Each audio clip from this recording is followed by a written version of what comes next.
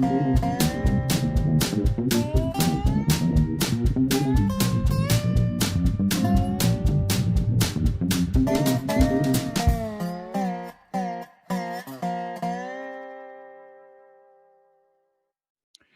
is Dave Monk, your Prairie Monk, WEFT, Champaign, 90.1 on your FM dial, and it is the 13th, I think, yes, the 13th of September 20.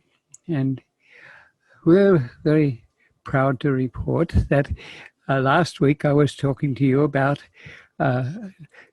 looking at a property that was a tax sale. That meant that somebody hadn't paid the taxes on it, and the county, DeWitt County, was about to recoup the taxes by selling the property, and we were asked if we would like to bid on it. We did. We were running to the end of the bid process. Kim Campbell came from, he's a board member, and came from Charleston, picked up the docket and took it to DeWitt County and delivered it to the treasurer. That's quite a long trip, but it was successful. We won. So we had been talking about bidding for $2,000 for 3 acres. It's a fairly low amount for acreage. But we even put that down to 1,500, and I got a letter to say that we had won. And the purchase was one thing, but the background around that purchase was another. This has to do with lawyers and business professionals and county seat people, county board members, and county staff people, planners. And so this brings us into contact with local farmers, and the school district is right nearby, just a half-mile away, and this is relatively natural vegetation, and we think that the school district, which is both grade school and high school, could use this in the future. It may not be used immediately, but they do not have natural area around them. It's all corn and soybeans. And this is just a walk away, and it could be useful. We didn't have time to communicate with the principal, but in time we have the property now, and we will be introducing the concept of utilization of the site with a biology teacher.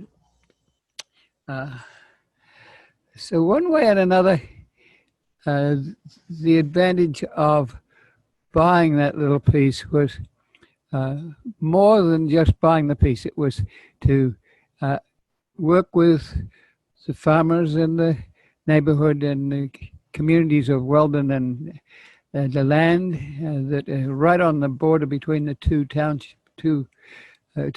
And all in all, we're very pleased with that. And it's a different way of looking at education. And I'd like to say something about education because we're in a different era. But that brought together a lot of people, and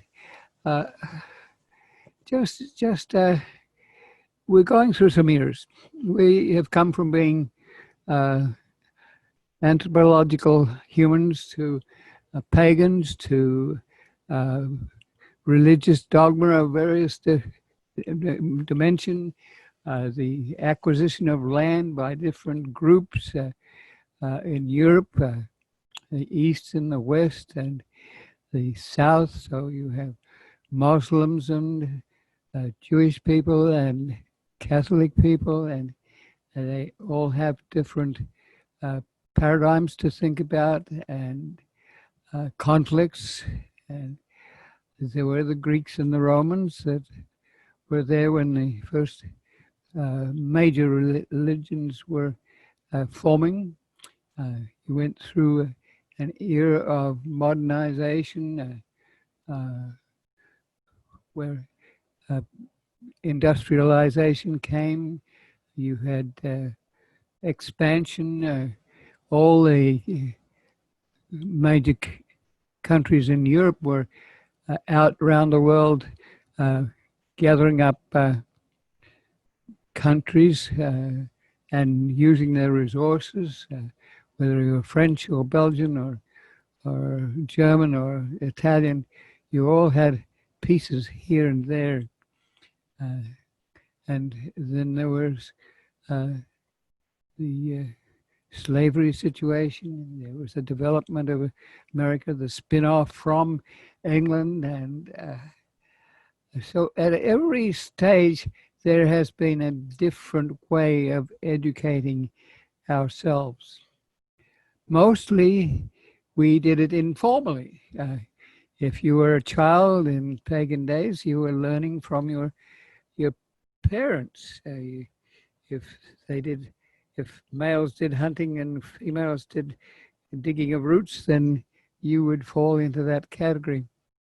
It was kind of restrictive in a way because it was a little bit like you only got to be educated about that particular style. You went into other eras where you had families. You would have father and son, brothers. You would have the people who were musicians sometimes were the children of musicians. And so we have to think at each time, how do we educate our children? Do we put them in schools and give them lots of information? Well, that's been helpful because no parent could give all the information that people wanted to give. They had to decide what they want to give. But gradually, out of that morass of high schools and colleges comes a new idea which we're facing right now. And it's the internet, it's fiber optics, but on the end of those fiber optics, there are pieces of equipment that really go obsolete in a matter of hours sometimes. So the fiber optics will be there for a long time, and we have them in circles around Champaign. But the equipment that goes on the end has gone from being a computer that's a house-sized computer, an iliac, to a microscopic computer that can be fastened to the back of a bird, and so it can be traced. So the generation that's coming up is very different from the generation that had Plato and Netscape only just a few years ago. So what's happening with our education? The virus has got into the act, but gradually the university was starting to move a little towards group activity and interdisciplinary activity. Beckman Center was put up by Beckman, who had a sense for this sort of research. It's not for everyone. Some people have been very clever at doing academic work. They become specialists in making progress up the totem pole of academia. I was on that role at one stage, and I had been working with the community a lot, and I gradually backed out of that. And the little thing we did on Monday was a result of us working together and doing things that we think are interesting. So now, how do you take that, I guess, an establishment of of classes and curricular and rules, and how do we allow individual, exciting people to find themselves? Well, we're going to have a webinar through the Prairie State Conservation Coalition soon. One of the things that you need to know is that the student, the child, the adult needs, and it's often an adult, because experience shows us that often the early work that an adult does as a child is not necessarily used later. They find a different objective, and then they will come back for formal classes. I mean, you're not going to be able to replicate a biochemical lab or an engineering stress piece of equipment by yourself. You can come back and look. So we look to see how we can bring these people together. The internet has opened up. It used to be that you had kings and queens and potentates, and the rules came down, and everyone obeyed the rules. That wasn't happy for everyone, and always there are people who managed to suppress that, but also there is left behind, like Industrial Revolution left behind a lot of people. And so we have to know that everyone now has a cell phone, and that cell phone can do a lot of different things. And in or amongst the morass of all our people, there are people who have the skills to work that, and some of them don't necessarily have the skills to work the whole capacity of cell phones, but they have the capacity to do a certain amount. And if they're clever, and they are, they can work out what their limits are. There's people will settle on a particular career. It might be making mops, or being a preacher, or being a nurse, or a teacher. It may be that that teacher becomes a politician and brings to Parliament a concept that's got a background that's interesting, so that person can give. But often we have been governments that are controlled by rules, and a lot of the things we do are done by the seat of the pants. So how do we encourage the seat of the pants to do things without being rude, without being aggressive, without being bored by too much information? They want specifics. So we need institutions that will encourage, and there are a number in the world that have tried this already. They have students, often students that are very put out by the limitations of traditional education, and they come to the institution very critical and yet in need. Some of them don't know they have a need. Some of them may not read very well. Some of them have ideas that don't gel in the institution that they came from. And sometimes you find these people, sometimes you even find professorial children who don't go to the university, but in their own domain make more than their parents. So it's not an easy way of teaching, because you have to have a teacher that does that sort of thing, a teacher that can lead, a teacher that can have respect, but not so much respect that it destroys the thinking of a small group of people. The teacher may also be saddled with a concept where they don't know the information either. So the teacher and the students are learning at the same time. That group is helpful because in amongst that group of class people, there are students that have ideas that you never dreamed of, and that's where the strength is. And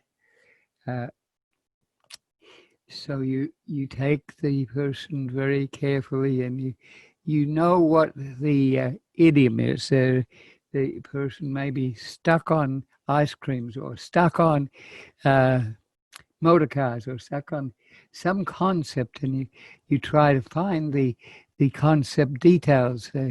Will this and gradually that person becomes more versatile in the field, and they may get to a point in the field where, well, he understands it, and it becomes a little boring. He takes off in a different direction. That you have to expect of juvenile people from the age of 3 through to 25. You know, it's people are still learning, and even adults, even people in their 80s are still learning. And so how do we do this? How do we do this with millions of students and do it efficiently? It's not very easy to do this type of education when you have classrooms with 30 people in them, and informal rows, instead of looking at each other in a circle and thinking about how they could interact. There's a different architecture that you need. You need a visual spectrums. The University of Illinois has just gone into this paradigm. They've taken the old natural history building, and they've taken botany and zoology classrooms that were very regular, and split them so that there are several desks, there's several people at each desk, and there are monitors and the computers there, and the professor is not so much a didactic teacher standing in a podium at the front of 600 students. They're in a smaller group and trying to stimulate the sort of thing I'm talking about. The community colleges have come into action, and they have been very helpful because they pick up people who don't necessarily want to be whiz-bangs. They have been kind enough to themselves to assess their own abilities and figure that this is not for them. They would like to do this and this and so, and the community colleges have offered that sort of opportunity. Sometimes it is in agriculture, it might be in small engines, it might be in thespian things, drama and music, and it's at a different level, but it's not a level to be sneezed at. Often these courses, these opportunities, these interactions, and it is interactions. I know people who have gone to the same art class many times because they enjoy the interaction with students. And so there's a camaraderie here. And even so, that they have divorced themselves a little from the major academic institution around the corner, they may just go back to that institution. If they become medically oriented, might be doing nursing, might be doing physics, they find a need for that information that sparks their territory.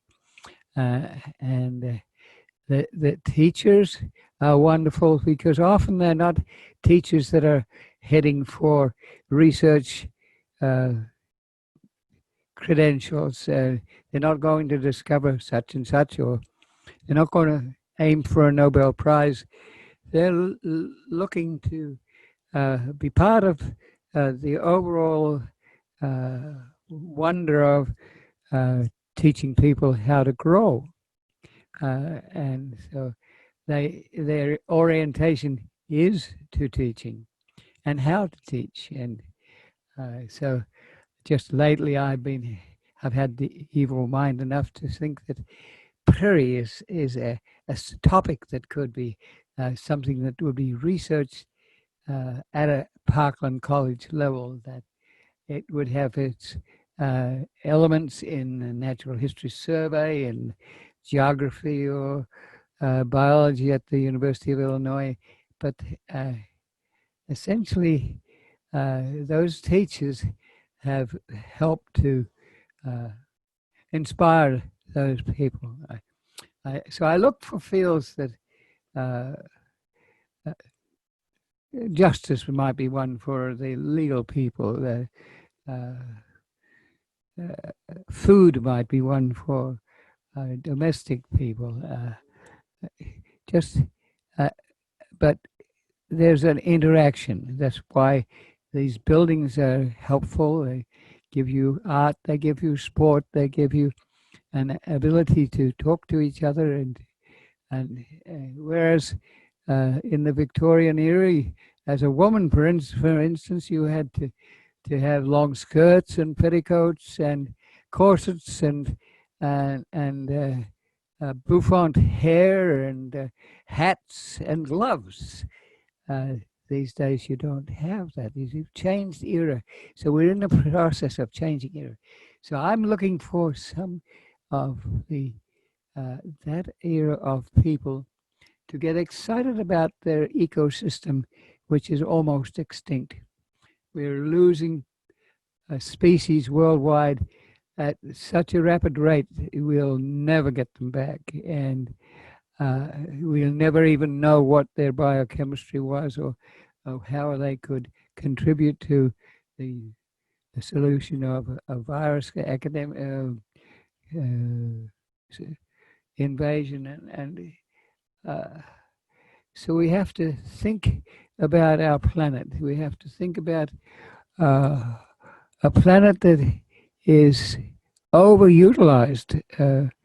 It's beyond its livestock capacity. If you're a farmer, you don't put more cattle on your pasture than can be handled by that pasture. But sometimes we have cities with millions of people in them, and so they draw on the oceans, they draw on the arable landscape, and we're losing certain parts of that landscape. We're getting short of sand, yet all the bottles that go out from the street go directly to the landfill, when glass is a form of sand, and it could be useful in years to come. So we have to think about how we work with architects and have them to build into a bar that is new, place for bottles versus cans. Don't mix up the cans with the bottles, and don't send the cans to the landfill to eventually leach into the aquifers underneath. We need people to think broadly about these things. There might be a question, and you might have a question. It might come out of that class that the teacher knows how to pull the interest out of people. So we don't have people who are afraid to go to school because it's not safe, afraid to go to school because they get bored. They know that they're going to have to learn to do a certain job, and they don't necessarily want to do the job. So I wanted to say something about that, because I think it's we're moving slowly to another type of institution, which is much more broad. much harder to control. So you need leadership. And that's why I thought the topic of a prairie is to have a range of concerns. There is the ecosystem itself. It's the niches that each participant in that ecosystem wants to fit into. It involves knowledge. It involves people leaving down a sheet of plywood for mice to accumulate underneath, and then the mice get snakes, and so the researchers do their job, and there's a twinkle in the eye, and that's what we're looking for.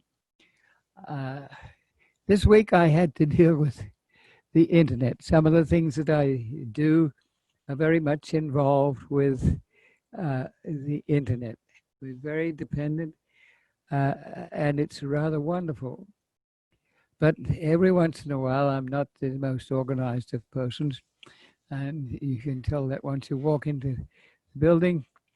And that goes for codes and knowing the computer system. I have sort of grown up on informal development of my knowledge of computers. I didn't grow up with computers.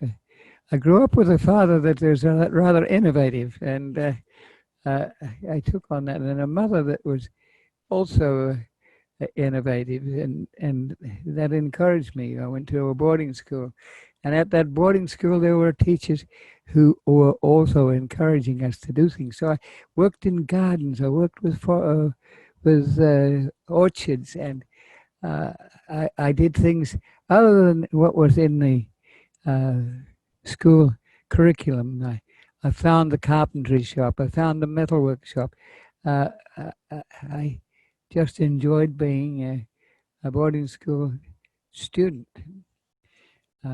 The education at that school has changed. It's in a rather vulnerable situation. When Sydney was in the 1890s, Helston, the school that I went to, was a school designed to encourage people to do agriculture in a developing territory around Sydney that was not very good soil. They had the advantage of Aboriginals that taught them how to use local dry area plants, and until the Aboriginals realized that their territory was being taken over. So then there was some conflict, and they had no idea of ownership of plots of land.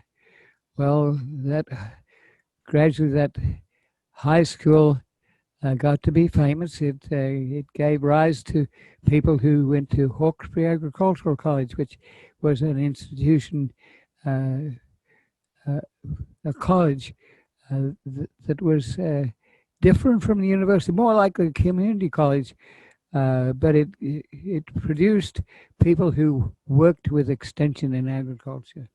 And then there was the University of Sydney, and there was the University of New South Wales. The University of New South Wales was sort of a technical college which had grown into a university. It was a rather wonderful institution. If you were an engineer, it took you 9 years to get your degree, and you had to do it at night. And those people were really wonderful to work with because they had practical experience as well as theoretical experience, and they were worshipped. But the problem was, if they had 30 starting, many of them died from overwork, trying to do two things at once. And so eventually it was decided to convert that to the University of New South Wales, a rather applied university. The University of Sydney, which was established long before, is more likely to have theoreticians in physics or in life sciences or the arts and architecture, and so it's a more establishment and more of a theoretical base.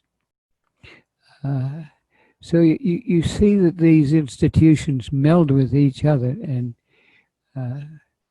I, I want to see that sort of thing encouraged.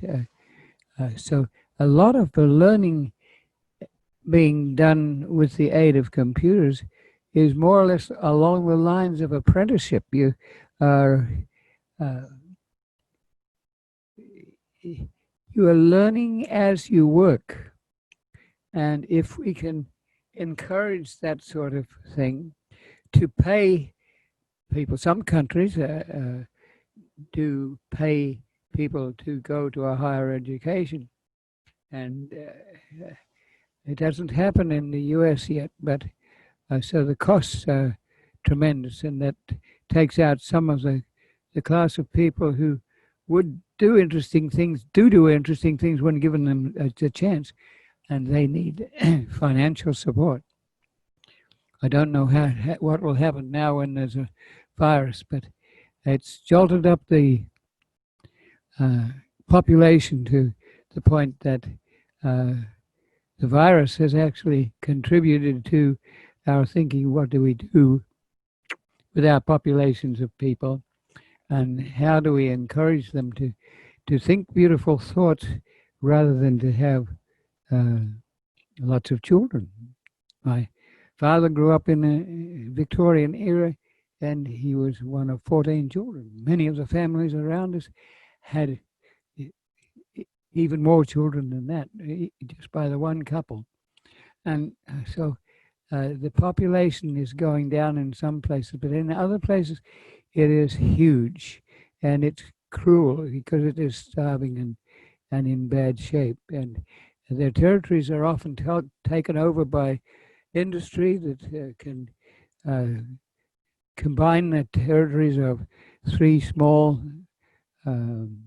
sociological villages and put in a huge combine or plow a lot of land and bring back a television, and that can be devastating. So we have to say to the people who always want to grow. So this year we do one level. Next year we're going to do better. No, sustainability says you can't not do that. You at one stage you're going to have to look at that cattle field and say, no, this year I can have 10 cattle. Next year I have 10 cattle too. I might even have 9 cattle, so that the plants that are nutritious will not be eaten out. We have to give ourselves credit that we have minds to think and exercise and find niches, and it has to be done with a twinkle in the eye. And so that's been part of my role. I do prairie preservation work, and I do environmental work, and I salvage, and I take in materials and that are functionally usable. And we have done that informally. People like PACA, Preservation and Conservation Organization, I was there this morning, and they have saved a lot of materials that help to save old houses and create an atmosphere of history, and it's a place where people meet and enjoy each other. And a few years ago we had a bunch of dumpsters near to the old Kmart, and part of the value of those dumpsters was not in saving various materials, it was the people who met and talked to each other and enjoyed each other. As humans, we're a little bit like the dogs and the horses. They like to be together. If you've grown up with horses, you know that you come to the gate and let them out into the field or something like that, they'll take off and run after each other. Dogs and cats will do the same sort of thing. It's that sort of enjoyment that we promoting, and it sometimes it's hard if you have a lot of rules, especially if the rules are not maintained. There tends to be a lot of legal work done, but sometimes the legal documents that are created by politicians and statesmen, not necessarily do they have any teeth because they're not funded to be rules. So when you get that sort of loose rule playing where the rules are instituted every once in a while and not in the a coordinated way and not nationally in some cases, then you have a difficulty. You have an individualism that may succeed because certain people will win and certain people will lose, and you put them in categories like you have two different parties in Congress and in the Senate at the moment. We have to think about it. And I have to say that these are my opinions, not the opinions of WEFT, but it's their opinions that WEFT has let me promote in 30 years at least, and sometime someone may run into what we have spread or talked about. I walked up a little street the other day, and a workman hailed me and said, "I knew what you were doing 30 years ago. Are you still doing that?" And then we started to talk, and we knew the territory, and we knew the people, and this is what makes a little plot of land like a land Weldon work. We need your involvement to do that, and WEF does that very well. They will have their moments and boards, but they are, as a non-profit agency, very regular. They are organized and they have committees and works. They have a product which is basically music and community affairs, which means that it's a they have something that's sometimes easier than what we might have, for instance, where we're talking about environment, and it's very hard to define environment and climate and fire and lightning and clouds and water. It's a different thing. So we have to be satisfied with modest progress and often informal progress, because we're like the early stages of music. You didn't have the music defined in genre. You had people moving across from very primitive music to something that's rather sophisticated. And how do you bring those together in the one building? It's not easy, folk, but it's so worthwhile doing that we're really encouraging you to think and be citizens, not in a derogatory manner, but as citizens of the world, citizens that are modest, don't necessarily pound themselves on the chest to make things work like I did it. It has to be that sometimes we did it or they did it. So we have spun off a Grand Prairie Friends, and they have done it very well. And so you have to give credit to that. And they now have 1,000 acres of land, and they have people who 200 people to an annual meeting. They have scripts and projects, and they look after bats and insects, and they have, because of their uh, activities, been donated land. They have been given grants to acquire land, and so things happen from a very little start, like a mile of railroad right away prairie at Gifford, or just a few people getting together. They may not even know where that was started, like with 10 years of activity at the university level, and with Busey Woods and Brownfield Woods and Treeley's Woods and other woods like Funk's Grove in near to Bloomington, and other places that the university owns or Parkland owns or other people own. Gradually, these things come together, and I think that's enough to say about that. But I really would like to see more people become CEOs. Some of you are afraid to do that. It's a very challenging position. Uh, you have to have many different hats. You have to be a demon at times. You have to be inventive at times.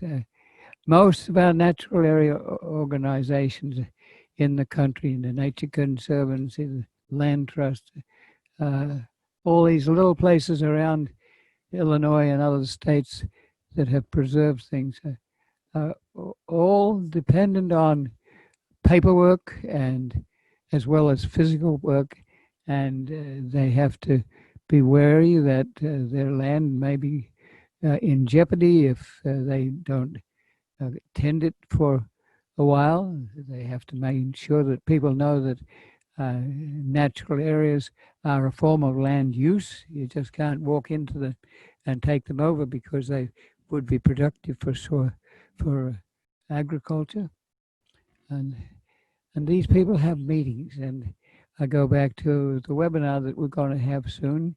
And if you're interested, give me a call, because that webinar is wanting to tickle your soul to start with, and then see how you might be able to work with some of the problems, and then how do you apply your skills to those problems, and how do you bring in people that fill gaps where you aren't able to contribute.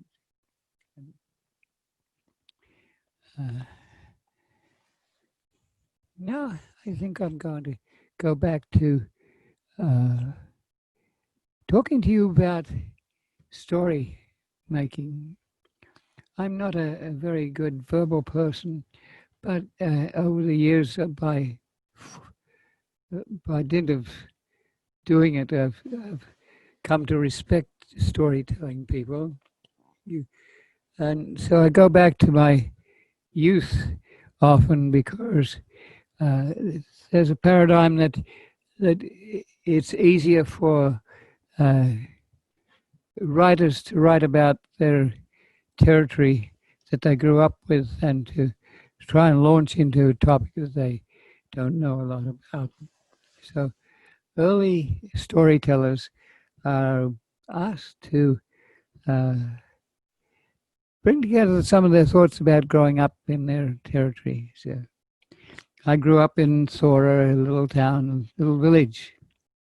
It had a post office and a Bowser. A Bowser is where you pump up 6 gallons of gasoline and then let it run into your car or your truck.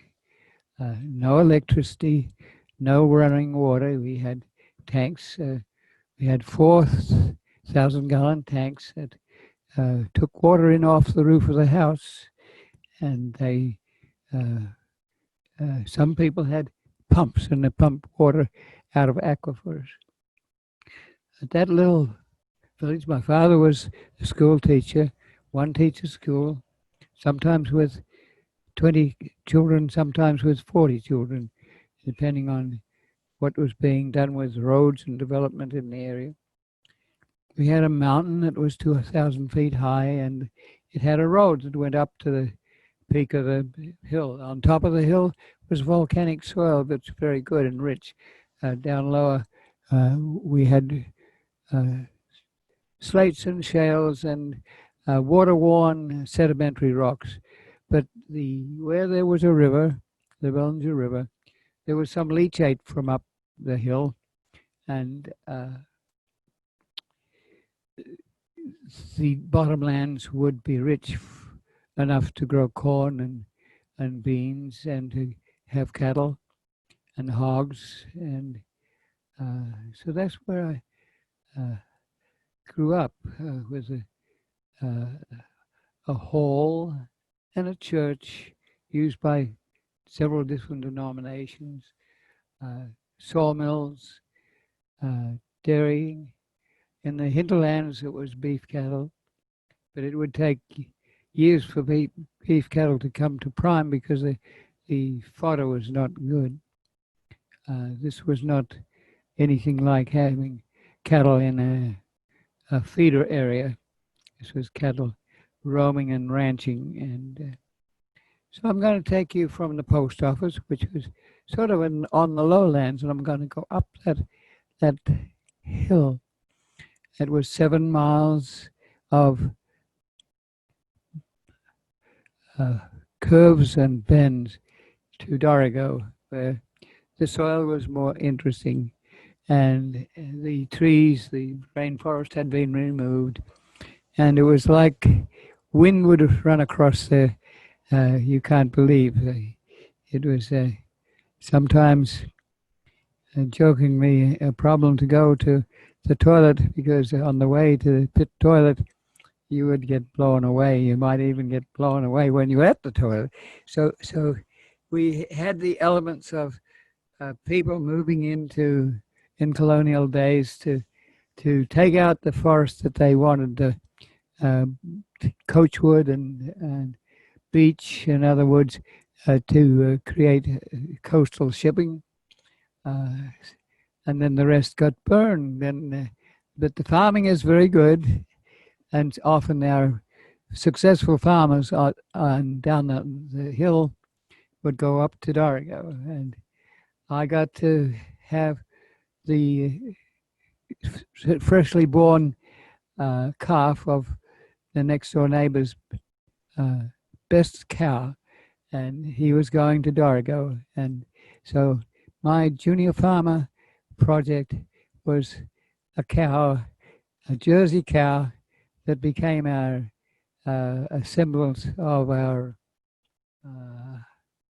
little herd of 8 or 9 cattle that would occupy the roadsides, and we would have milk, and sometimes we could even sell butter and eggs. So I'm going down from the school down to the junction where the post office was, and my father, if he had to make a phone call, would always have to go to this little box outside the post office, and it was like hardwood swinging doors, and you got in there, and your backside poked out, and if it was raining, you got wet. But the postmistress would be plugging you into number 2 or number 4, and so it's that point. It was kind of steep to start off from that post office. One of the local citizens was learning how to drive a car, and he drove up that little slope and couldn't get back into gear, and so he ran backwards and dropped down a big ditch. And I remember that. We had a blacksmith, and Edgar Jordan was a blacksmith. He'd pounded on an anvil so long that his hearing was gone, and so he could hardly hear you speak. You had to shout, and he would say, "Hey, what?" But Edgar was well known. He lived a little ways away in a slab house, and he could calm a horse and shoe a horse and sharpen your plowshare, and repair a sulky wheel. So I enjoyed going to visit with Edgar Jordan and experiencing uh, working with um a fire, a huge bellows which produced air at just the right temperature. And so he was at that little confluence where there was a post office and a petrol Bowser and uh, the administrator of the road. I'm going to walk you up. If you had a good car, you started off and you put your gas foot down to get up that hill. You needed to know how to change down from third gear to second gear to first gear to get up little slopes. Wasn't easy, and the administrator just around the corner was uh, he was in charge of that whole hill when the Japanese, who were likely, they had it fired up so that it could be destroyed. But that road went up the hill, and you could gradually look over the Bellinger River and see the bottomlands that were being cultivated. You see the levees where the river would sometimes come up and leave agriculture at a certain level. Sometimes when the world had a different amount of water and flood stage, you had a different levee. But then behind those levees, there was some ground that received good soil from up on top of the escarpment, which was called Dorigo. So I'm going up, and you could ride your bicycle, but it was steep enough that you were better just to get off your bicycle and walk. And you would walk up to the Big Bend, and the Big Bend, you could have a space a little wider, and you could look over Little North Arm, which is a river coming in from that 2,000-foot mountain, McGraw's Hump, and you would see the fields below. You would see the different parts of the mountain. This escarpment was back off the Pacific coast, but certain elements of it would run right down to the coast, and so we had to be used to working on those two levels, the lower lands and the upper lands. But getting to the upper lands was interesting. It was eucalyptus forest. You had a room enough to be able to see out over the farmland and the cattle, and then you go around the corner and over to the west was Seagrots. Seagrots were owned by the Raymond family, and the Raymond family had been innovated. They had quite a lot of this bottomland area. I used to, with mates, go there and scuffle cornfields, and they would be on little plots of land where you could never get a modern tractor in. It would be too big. So, but the horses knew how to help you plow. They knew how to turn at the end of the and then when you rested, you were near a little creek. You could just jump in and go swimming. So that was the creek coming off of the hill. There was, but Seagrots had a road in. They had a formal gate. The Raymond family was well known and an establishment in the region. The Seagrots were the tenant farmers, but the Raymonds had developed the process of creating cheese, and so people could buy cheese created at the local level. You could buy a whole cheese or part of a cheese. It was very much a part of the community, and the Seagrot family covered that. On the other side was the Beasley family, and the Beasley family was split. So Mother and Nola were in a little slab hut down by Little North Arm, and I'm going to take you around to Little North Arm, where the road goes off the main and road to Dorrigo. It's got a highway name these days. But there was this little creek, and at the top was the Beasley family, and these were Tom and I forget the rest of the names, but they in school they organized a simulation of a bullock team. These people worked the forests for good trees, and it was interesting that they didn't do what they did in Dorrigo. Dorrigo clear cut and took the trees they wanted and burned the rest. In Little North Arm, these people had oxen, and they would skid. Oxen have cloven feet, so they can stay on slopes where a horse could not do that. But they would snig out a tree that was older, and they would have pulleys so that they could snig around other trees so that they wouldn't ruin them. That's very different from modern day forestry, where you grow a plot of trees and harvest them all at once. That meant that there was a mill at the end of the road, and a log mill where those trees, sometimes 3 feet wide, would be sawn. A dangerous job, but anyway, as you went down, you went past the Lavenders, and the Sellings family had about 8 children. The Lavenders had a lot of children. And then you wind your way down. It was a dirt road, and you over little culverts, and sometimes there were box culverts. You made a box of wood and made a culvert, and down past the Hewitts, I think it was, and then past Losses. And the Losses were on the other side of the creek. By this time, we were on the one side of the creek, and the house and the dairy and the fields were on the other. And you had big stones that were probably part of the plate tectonics. And if you had your druthers, you could have a high bridge and go across from rock to rock, but that took talent.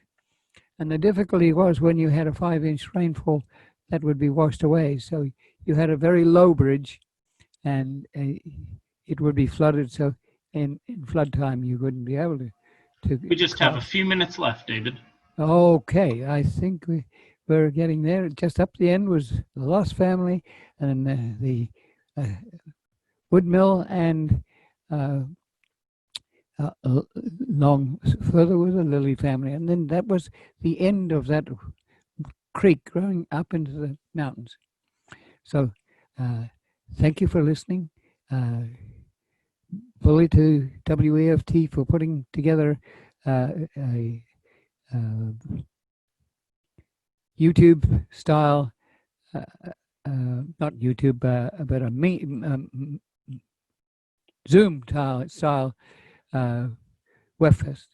So this is Dave Monk, your Prairie Monk, WEFT Champaign 90.1 on your FM dial.